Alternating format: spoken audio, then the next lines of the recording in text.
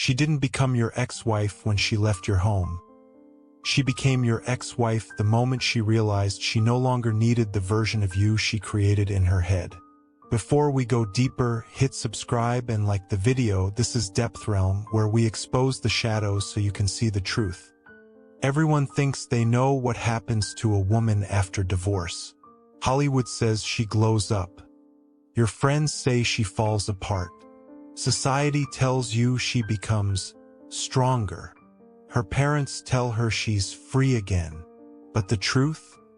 Divorce triggers a psychological metamorphosis in a woman that almost no man ever sees, and even fewer understand. What happens after divorce is not simple, not linear, not predictable. It is a cycle of euphoria, collapse, identity fragmentation, emotional flooding, market recalibration, long-term regret, late-stage clarity. This is the story behind the closed doors, the silent nights, the glowing screens, the Instagram quotes, the rage texts, the rebounds, the therapy breakthroughs, the loneliness, and the truths she never admits, not even to her closest friends.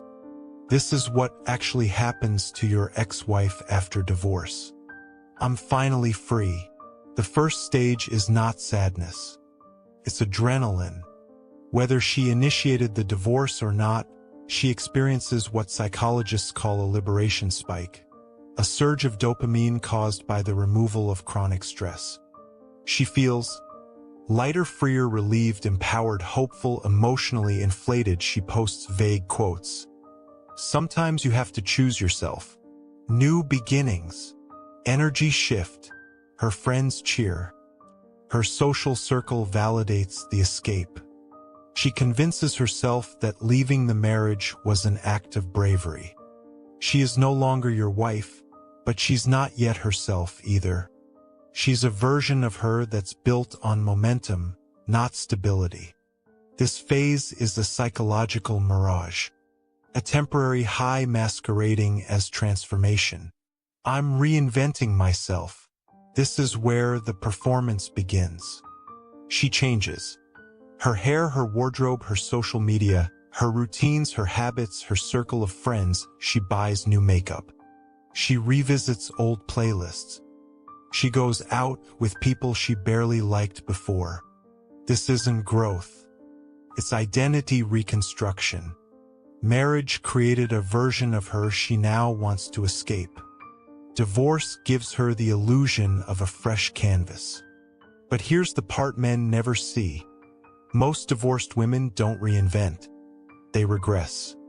They revert to the version of themselves they were before marriage.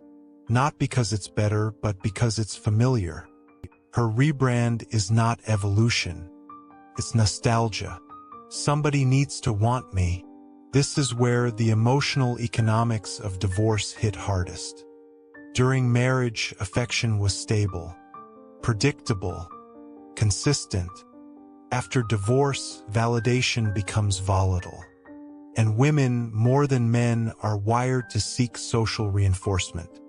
She begins seeking attention, compliments, DMs, reactions, rebound, affection, temporary intimacy, not because she wants love, but because she needs proof she wasn't the problem. Dating apps become a dopamine casino. Swipe, match, message, adrenaline, rush, crash, repeat. She tells herself she's just exploring. But deep down, she's running a silent experiment. Am I still desirable? The validation soothes the ego but fractures the soul. This stage creates more emotional confusion than any other. Did I make the right choice? Once the noise settles, comparison begins. She compares her life now versus your life now, her dating experiences versus her memories of you, her apartment versus your home, her emotional state versus her expectations, her new men versus the husband she left. She avoids your social media, but checks it anyway. If you're doing poorly, she feels justified. If you're doing well, she feels tension. Her mind starts asking forbidden questions. Why is he happier? How is he moving on so fast? Did I undervalue him? Was I expecting too much? Did I break something I could have fixed? And the darkest one, was I the problem? This is where the cracks form. Quietly, privately, internally. Why is dating so hard now? The dating market is not kind to divorced women. Especially those over 30 with children, with emotional baggage, with high expectations, with unresolved trauma, with limited time and energy she suddenly discovers. Men her age want younger women, younger men want casual fun, good men are rare, divorced men have their own issues, single men don't want stepfather roles, men prefer women with fewer complications. She realizes something brutal. The options she believed were waiting for her were illusions. She left the stability of marriage for the volatility of modern dating. Now every man she meets feels less committed, less stable, less mature, less consistent. The honeymoon fantasy dies hard. I didn't expect this. This phase is the one she never posts online. It hits when the excitement fades, DMs dry up, dating apps feel repetitive, social circle shrinks, friends get busy, family stops cheering, nights feel longer, silence gets heavier. She sits in her new apartment, surrounded by furniture she chose for a life she thought she wanted.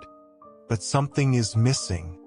Not you specifically, but the version of life she once felt secure in. Divorce removes problems, but it removes stability too. Her loneliness is not romantic loneliness. It's existential loneliness. The kind that creeps in at midnight and whispers, "You rebuilt your life? But did you rebuild yourself? Maybe it wasn't all bad." This is where the emotional history gets re-edited. She begins remembering the way you laughed, the way you held her, the trips you took, the inside jokes, the stability, the routine, the security, the sense of belonging. She forgets the fights. She forgets the flaws. She forgets the tension. Not because it disappeared, but because loneliness rewires memory. Psychologists call it nostalgic distortion. Her brain reframes the marriage to soothe the discomfort of the present. The same woman who said, "I'm done. I can't do this anymore. I need space," now whispers to herself, "Maybe I left too fast. Maybe we could have fixed it. Maybe he wasn't as bad as I made him."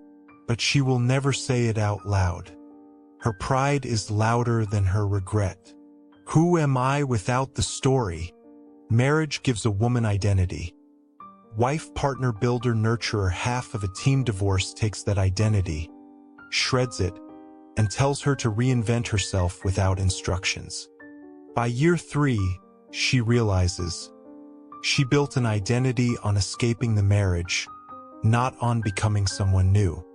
Her independence feels empty. Her freedom feels directionless. Her new life feels fragile. She starts therapy, where she avoids it. Both are pain. She begins asking questions she avoided for years. Why did I choose the wrong partner?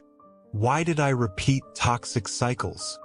Why did I sabotage stability? Why do I attract chaos? Why wasn't I happy? And the final, devastating question, was I ever truly self-aware in that marriage? Most are not.